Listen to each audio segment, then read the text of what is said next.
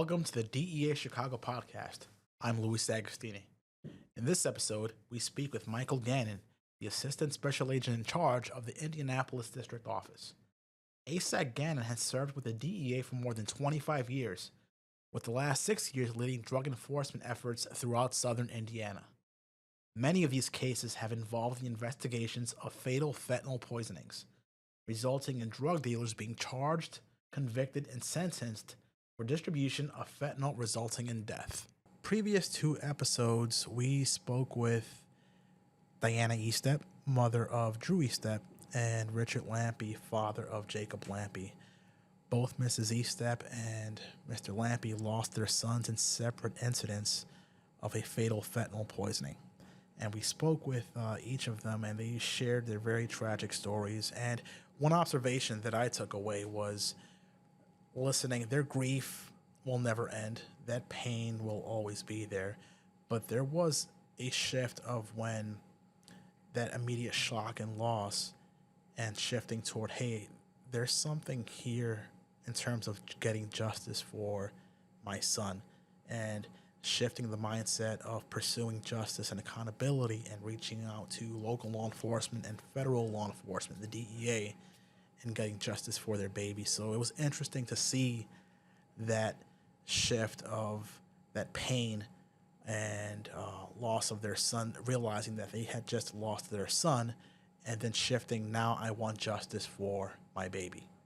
Right? It's like you have to, if you're going to engage in these type of cases, you're going to have to be very engaged with parents. And I think it's important for people to realize their devastation causes them to almost be experts on these type of cases and what the law is. And then they understand stuff. And when we have these summits and other things, they really understand how, some of the skill sets that we bring to an investigation. So they know, how you can kind of make these cases. And that's what I see. A lot of the parents get very familiar with the law and how you could get there. But as you and I talk about, they're very challenging cases to make. And one thing I remember just talking to a lot of the parents, and especially Mrs. Estep, just little things like, Drew started out with marijuana, and obviously that leads to other things. And then in Jacob's case, it was Mr. Lampe believes it was medication that was prescribed when he had a procedure with one of his teeth, like wisdom teeth. So it's like you have to learn from that, and that's what I think they're doing a really good job, bringing out things about their kids that they saw. And when we talk about drugs being gateway drugs, there's sometimes just let's really talk about that. Let's talk about trying to avoid those type of gateway drugs, so you don't go down paths where people start getting addiction issues and more powerful drugs that they get introduced to. Does that make sense? Yep. Yeah, Mr. Lampe, can't say enough about him. Just an outstanding person and very passionate about raising awareness with fentanyl and get messaging out there. But I remember the first time I spoke with him, he was going through a very difficult time, and who wouldn't be, right? He loved his son, Jake, and he just wanted to make sure that the Westfield Police Department had great assistance working the investigation, and he really asked us to get involved with the investigation and be a part of it. He was very concerned that he felt there was a ton of evidence to help support charges that would be able to hold the individual who was ultimately responsible, Mr. Benjamin Ingram, accountable for his drug trafficking activities and obviously the fentanyl poisoning that occurred to Jake. So when we spoke, I could tell, obviously, like any parent, he was very distraught and very upset. And he just, asked us if we could look into it. And we were very fortunate to be able to collaborate with the Westfield Police Department and just go in and work the case with them and I have to take my hats off to them. I thought they did an outstanding job, and they were willing to work with us. And together, we were able to put a significant case together. And as you know, as a case evolves, there's a lot of moving parts that happen in an investigation. And ultimately, for us, when we work these type of investigations, it isn't just like, hey, we arrested someone. It's all right, well, what is the disposition going to be? Because for us, obviously, we want a conviction, and we want the person held accountable for their actions. And in that specific case, obviously that was able to happen. We did have to go through a trial, and Mr. Ingram was sentenced to 35 years in prison for his actions. So significant case. And more importantly, it's about meeting the families such as Mr. Lampy and people like him that lose these loved ones. And Luis, you know what it's like. You meet with these parents, and it'll never be the same for them when you lose a loved one. And obviously, the way they lose them with these fentanyl poisons, it is just devastating. Now let's switch to Diana Estep and how you were connected to her, and how your team investigated her case and communicated with her throughout the process.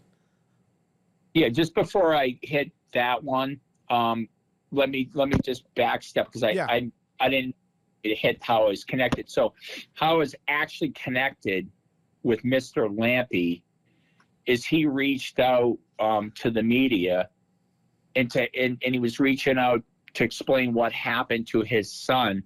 And he happened to reach out to Angela Gano from Fox 59. And to his surprise, she contacted him right away. And I believe, if I have this right, it was like a Saturday night, and it was late at night. And she even called him back and discussed what happened to him.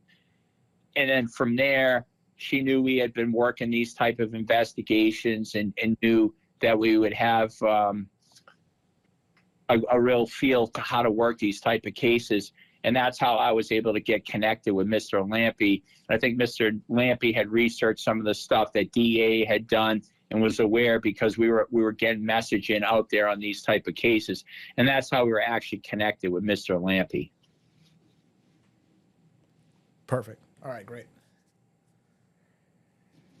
So to talk about how my first interaction with Diana Estep was, just thinking back on this, you ended up getting a phone call about who was running things in Indianapolis, and she was living in West Virginia at the time, and she just wanted to get the messaging out to people about what had happened to her son. And at the time of talking with Miss Estep, I just remember the call. I remember she was very upset what had gone on with the investigation at that point, and we're able to talk to her, and I was able to talk to her and really just be a good listener. And during that call, and I think that's so important when you're talking to these parents, because sometimes you have to be willing to take the time to listen to what they have to say. And they're going through one of the most difficult times in their life. And I think the compassion that we have to show that. And when you look at what we do in law enforcement, obviously we have the compassion, but when they're calling up and they're reaching out to you, they're asking somebody to help take a look in this investigation. And that's basically what she did. And I kind of felt like how we got brought together, like she was referred to us through stuff that she saw from the media, and just some of the stuff, how we were brought together. And I kind of remember telling her that I think, like, look, we can't focus about what happened in the past with the investigation. Let's focus about what we can do in the future and see what we can do with the investigation. The one thing, and the only time you can really promise somebody anything, is that we'll take a look and we'll work really hard. And that's what we're able to do in that investigation. And I remember just telling her that, and I think that made her feel really good. And I told her, like God's brought us together. Let's see what we can do with this investigation. I remember that, and just remember what a special person she was and how much she cared. about Drew and looking for accountability in his poisoning. So there's an Indiana statute that actually allows for the criminal charging of someone who distributes drugs that results in an overdose death, right? Yes, there is. It's the Indiana Code 3542-1-1.5, and it's known as dealing in a controlled substance resulting in death. And there's a few elements in that statute. Basically, the defendant knowingly or intentionally delivers a controlled substance that, when used, results in death. But what I think was really good about this statute, Luis, is they had forward thinking, because there's a section D of that statute that basically says it's not like a free pass because the person voluntarily took it. So it doesn't matter if you provided that to a person, you still can be held accountable for your actions. And I think that's what makes that a significant statute. And it's a level 1 felony in the state of Indiana. So basically, it's not a defense to that offense described in the section that a person voluntarily used, injected, or would have inhaled the substance that ultimately resulted in their death. So that's important.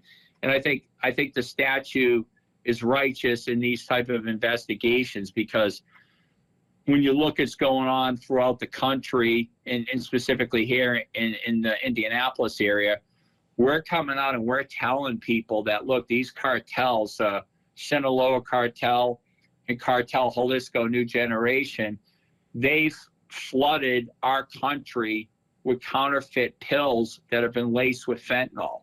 In addition to that, fentanyl is being put into other drugs. So if you're selling these type of drugs and you think, well, hey, I didn't know. Well, we're telling you it's being laced with fentanyl. And we're telling you just 2 milligrams is a potential fatal dosage unit. So really, I don't feel bad when the people get charged that are legitimate drug dealers and they've destroyed a family's life by peddling poison into our communities. And then they want to say, oh, they didn't know it had fentanyl. Well, we're coming out and we're telling people that these look-alike prescription drugs that are being sold on the streets are being laced with fentanyl. So people have to understand that. And when you're a drug dealer and you only care about making money, and you don't care about whose lives or family you're destroying, you do need to be held accountable for your actions. And we're very fortunate that this statute is in place in Indiana, and we're able to put these cases together and make that statute come out. Now, these cases aren't necessarily easy to investigate and get a state prosecutor or U.S. attorney to approve charges on, right? No, the cases aren't easy at all, and they're very difficult. And sometimes, you could get called later, and that's what happened in some of these cases that we were very fortunate to still make, but they're very difficult to make, because at the end of the day, you're having to show that the person that died of the fentanyl poisoning was a result of the source that gave it. And sometimes people have multiple sources. Sometimes there's not really good circumstantial evidence to put that case together. But there's a lot of different techniques that we're learning as we've done these cases for the last several years. And there's a lot of things that we're able to put together to make these cases. What are some of the resources that DEA brings to an investigation that our local law enforcement partners might not have at their disposal? Well, I think one of the biggest resources that DEA has is we have the time to work up specific investigations and put everything behind it, where sometimes there's people that are working these type of investigations. It doesn't stop coming in, and they could have multiple homicides, fatalities, and overdoses, and then poisonings that are occurring. and they just may be overwhelmed by that. And for us, obviously, we're working a lot of these cases, but what we try to do is we try to put all our resources together on the ones that we're working and go and get them to a point where we can charge it or we're not able to charge it, and we try to see it through. But what we're able to do is utilize the resources that we have and do a lot of different investigative techniques that sometimes we have the resources and the means to get done. But the main thing, Luis, when we're working these investigations is we have unbelievable collaborative efforts with our state and local partners that are working these cases with us. And then I think really when you're able to put people together that want to work these type of investigations, you could be very successful with it. And fortunately for us, we have great relationships with the prosecutor's office, and we're able to get a lot of these cases charged now. And it's very difficult to make these cases, but at the end of the day, you don't want to be making a case if you're not going to be able to be prepared to go to a trial and get a conviction and then ultimately have the person sentenced. So we're not in the business of just trying to arrest somebody if we didn't think, from a prosecutor's standpoint, we could convict them beyond a reasonable doubt. So we put a lot of time and effort into these cases, and like you said, they're very difficult to make. But when you know that how devastated the families are, and you know that these people have to be held accountable, we're willing to put that time and work into them. And again, I tell the parents that I speak to, we're just not going to be able to make every case. There's some cases that it's all going to come together, and there are going to be some that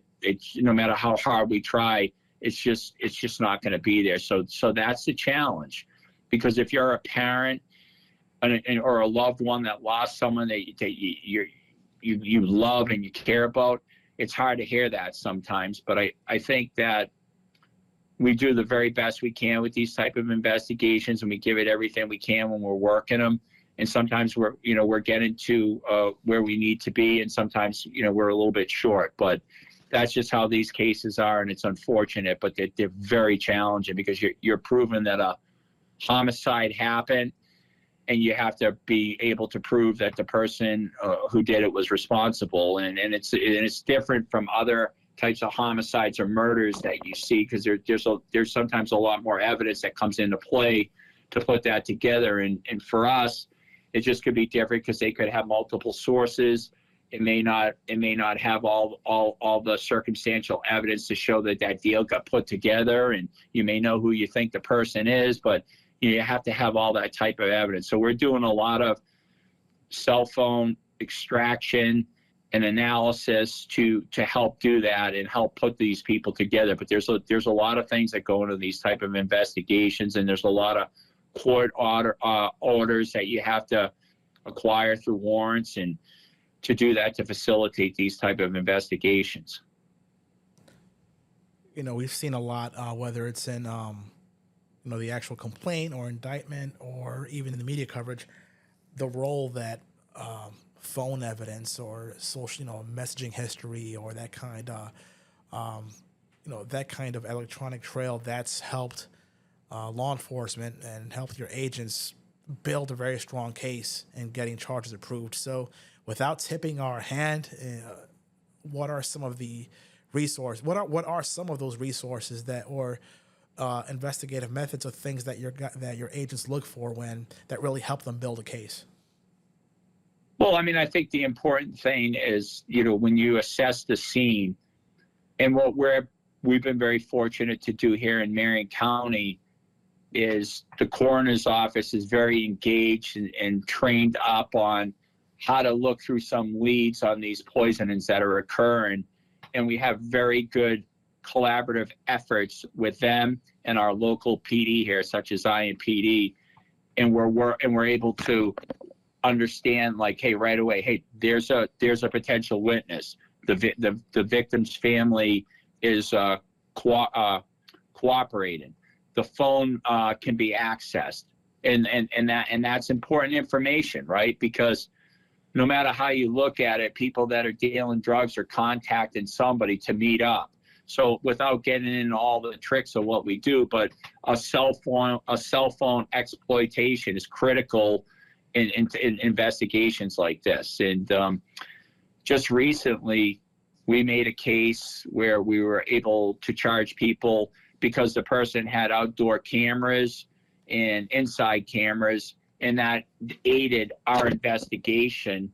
And it was very important for what we needed to in that specific case to get that type of information to show what had actually happened. And with communication and analysis of the phone and text communications and phone calls, that's critical type evidence that we're able to piece together. And then there's a litany of other things that we get into, but really other important stuff is following up with the toxicology reports, meeting with people that were on the scene first, talking to family members, and just doing an extensive cell phone toll analysis and text message communication and voicemail type calls, and identifying that type of evidence to help support what happened in an investigation. But the interesting thing with these cases are we're doing things that 2-3 years ago we didn't even know to do, and it keeps evolving. So that's our goal, to keep up with the technology and keep up with really understanding how to investigate these cases, and then getting out there and talking to other people that may not be doing it, and encouraging people to do that. And I think we've done a really good job with that in Indiana. We have a lot of work to do, but we've done a good job getting out, messaging, talking to people that are doing these, and then just giving good feedback with one another on some of the best practices, how to do these type of investigations. And I always say I'm so proud of the families that come forward and want to talk with us, and how difficult that has to be, because I couldn't even imagine the pain and suffering that they're going through. And what's remarkable for me too is the majority of the people that you meet and you get to a finish line on their case, they just want to pay it forward. They want to go to these prevention awareness events, and they want to help people, so they never had to go through the pain that they're going to. And for me, I really look at them like they're the real heroes. Obviously, it's so hard to go through something like this. And no matter how good a parent you are, it could happen to anybody. And it doesn't matter how much money you have, how successful your family is. It just could happen to anybody. And that's where I think it's difficult. And I've had some unbelievable conversations with Mr. Lampy and Miss Esteb, and even talking with Mr. Lampy, it was just, he really brought the point home. Hey, don't be embarrassed about what happened. It can happen to anybody. And then the other thing is, if you have information, don't try to hold it back. Give it to the law enforcement, because that's what you have to do. And that's what he did right away. And that was an important thing. And the people that are working these type of investigations, it is important to hear from the parents, because you will get information that you didn't know that was possibly out there. And that's like the investigators that work with me and are doing these cases. That's a lot of what they do. They get out there and they get that information. They're not afraid to sit down with the families and talk to them, because you can get information that you just didn't know that was out there. So those are some of the important things I think that we do. And the main thing is for the families to have that trust and turn over that evidence, because it is important, and we're going to need it if we're able to work these cases successfully. Awesome. I think you covered 3 questions there, so that's good. So last question I have, and after that, anything you think you want to touch on. So I would say there are families out there that unfortunately didn't get the result they were hoping for whatever reason. Right. What advice do you have for those families that are still seeking justice, or are just coping with the loss of their loved one? Yeah, that's a great question, and there's really no perfect answer. And that's what I try to, when I talk to the families, that's what I try to talk to them about. But I would say, keep your faith. And for me, it doesn't change the fact that how much you loved your kid. You have to be willing to fight for them, and you have to be willing to stand up, and you have to be willing to reach out and fight when you feel like there's justice that could be there. And sometimes it's just not going to be there. But I feel like if it's not there, we do sit down with the families. We do try to do our very best to communicate that to them. And that's the hard part. And it's hard for us. And as you sit into trials and do other types of things as investigators, you learn from a prosecutor's standpoint, not every case that you think you can make can be successful in a prosecution. So there are challenges that come into play. And I think Mr. Lampe was able to learn a lot by having to go through the whole process with Jake when Mr. Ingram was charged. And basically, he was able to understand how, like, certain things that you thought could come in as evidence it would be deemed prejudicial to a defendant, doesn't even get, like, brought into the court. So they learn a lot of stuff just going through that whole process. And sometimes it could be very frustrating for families, but that's what makes it hard, because that's our legal system. There's certain rights that defendants have, that certain evidence is allowed or certain evidence isn't allowed because it could be prejudicial. And sometimes I don't think all the families understand that, and it's important to be aware of that. But the one thing I want to leave with the families is, like I said before, the people that are engaged with this and they're following it up and they're giving it everything they can to hope that they can get that person charged and be held accountable. I take my hat off to you, and I appreciate you, and I have nothing but the highest respect for you. And it's just a difficult process to get through. And the one thing I like to assure people is, when we're looking into something, we give it everything we have. And if we can get to a successful prosecution, that's what we're hoping and striving for. And there are just times, no matter how hard we work in it, we're just going to come up a little bit short. So I just want the people to know, like, in the profession we're in, we care about you, we care about our communities, and we're sorry what happened to your family. And if we could do something about it, we're going to do our best to do that. And in a couple of these cases here that you're talking about on this podcast, just remarkable people, so blessed to have met Mr. and Mrs. Estep and Mr. Lampe, and just go through this whole process with them and get the justice that they were hoping to get. It's just been a blessing, and honored and humbled to know these families and be able to work these cases, and just so appreciative of the many men and women that I'm fortunate to work with that are on the front lines doing these investigations, and so grateful for the partnerships that we're forming here in Indianapolis to combat this, and just really appreciate to be able to work them. One piece that I forgot to include, the role of the prosecutor's office. So not every prosecutor's office is the same, but you've had tremendous success with the Marion County Prosecutor's Office. Can you talk a bit about the role they've played and the partnership and what they've brought to the table during these investigations and throughout, getting the case adjudicated? Yeah, well, every case is a case-by-case basis, and every case is different.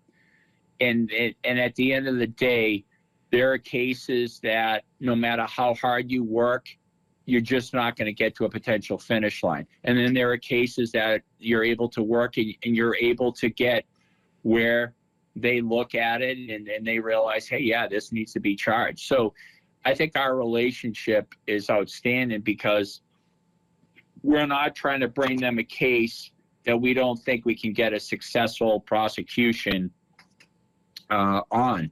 And it's important when you're working these investigations to understand how the evidence is coming together and how it's going to sit. And you have to assume in every one of these cases we're going to a trial. So that's how we're working it. And I think we build trust, and really the collaboration that we're working with them sitting down, going through things, having meetings, having briefings, and talking about how cases are developing and where we're at, what we're lacking, and when they feel comfortable. That's the important thing, right? It's having that relationship and trust and knowing what needs to be done in these investigations. And then, of course, like getting them what they feel they can go into a courtroom with and prosecute. So that's the hard part, right? It's you could do everything that you're capable of doing and expect to have done, but at the end of the day, they have to be the one that can take that into a courtroom and know that they can get a conviction in that type of case. But I can't say enough about the partnership that we've formed here in Marion County. And Luis, just so we can get this out there, like we've seen in the last year a downward departure on the overdose poisonings that are occurring. And again, we have a lot of work to do. I'm the first to say one life lost is one too many. And I'm also like the first to say, you've heard me talk about John Wooden, the legendary basketball coach, a lot, where he always says you can't live a perfect day until you've done something for someone who can never repay you. And I always ask our fellow Hoosiers to go out, and if you're a pillar of strength and you have something good for going in your life, help someone that doesn't, because never has there been a worse time in our country to use drugs. Think you're going to use recreational drugs. Everything you're going to be potentially using could be laced with fentanyl. And it's so important to message this out to people, especially young kids that are in the upper middle school, high school, college age, and young adults. Remember, this is the #1 killer for adults 18 to 45. So we got to keep messaging this. And I always try to tell people, when drugs come into the Indiana area or Indianapolis area, you have to understand it could change hands 5, 6, 7, 8 times before a user gets it in a major U.S. city. So each time you're going to think you're taking cocaine, heroin, methamphetamine, you don't know what people are putting in this. And when you have fentanyl at such a high potency and very cheap and easily acquirable to get, you could be throwing that in any drug. And then and when we talked about the prescription pills that are look-alike pills that are being sold all over the country, we have to keep discussing that, and people have to keep understanding you cannot get a prescription look-alike pill from a drug dealer on the street or through social media. The only way you ever get a prescription pill is if you went to the doctor, they determined you had a medical need, it was a medical necessity, and they prescribed something for you, and you got it from a registered licensed pharmacy. Never from a drug dealer, never from social media, and never for a friend. And the other thing is, our bodies are all different. What if you take a pill that you thought, oh, well, so-and-so Jeff takes this. Well, first of all, my body's there. I may not even be able to handle that. And that's why I think it's so important. And I think parents have to get out. They have to have this message in. And as your kids are going through high school or college, it's so easy for someone to tell someone that may have ADHD, hey, take my Adderall, try this. Well, first of all, if you don't have that and you go to take that and you're in college, that's like misusing something because there are friends telling you, oh, this will help you focus for 6 hours. Like, well, that's misuse. Then what happens when you can't get that pill from a friend and you shouldn't even be taking it in the first place? What do? You start misusing. Misusing can lead to abusing. And next thing you know, you're getting that from a drug dealer laced on the street with fentanyl. So that's where it can be very scary. And I think we have to have these conversations. But getting back to what I was talking about earlier, in Marion County, in 2022, the overdose deaths were 852 for overdose toxicology reports. 641 of them were fentanyl related. Now, the 2023 numbers it went from 852 down to 701. And the fentanyl poisonings went from 641 to 543. So we're pleased to see that it was a downward number, but I'm the first to say we got a lot of work to keep doing.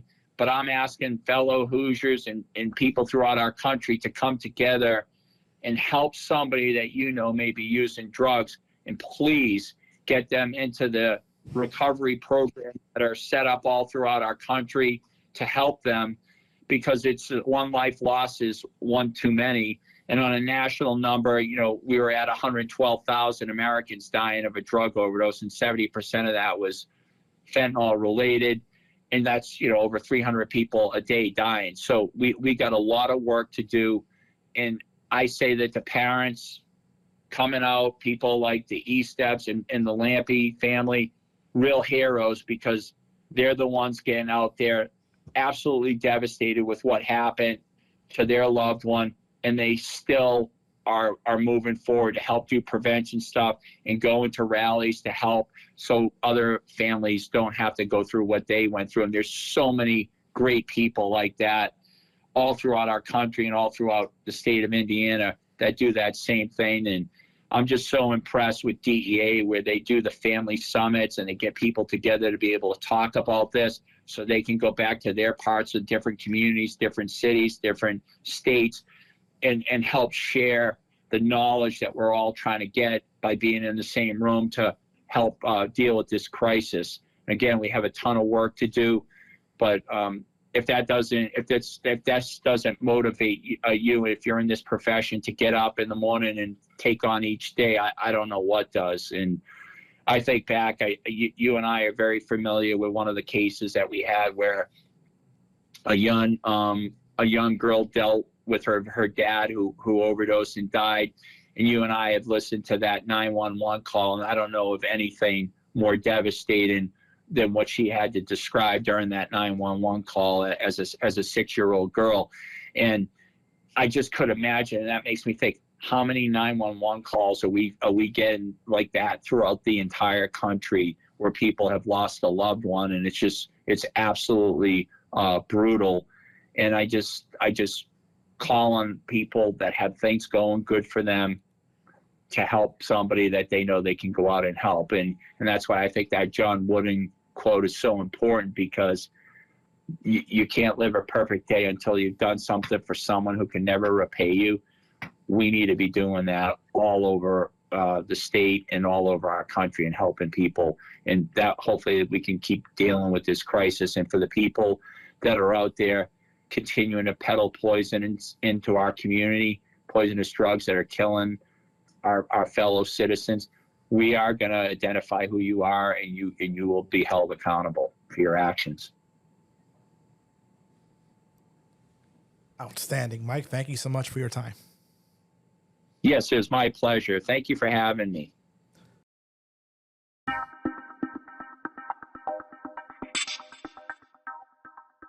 That's it for this edition of the DEA Chicago Podcast, and that's a wrap for 2024. Thank you for joining us over the past few months and listening to the different perspectives and experiences of those involved in the fight to save lives from fatal drug overdoses and poisonings. We'll be back in 2025 with more powerful stories, insights, and life-saving advice. Until then, happy holidays and happy new year.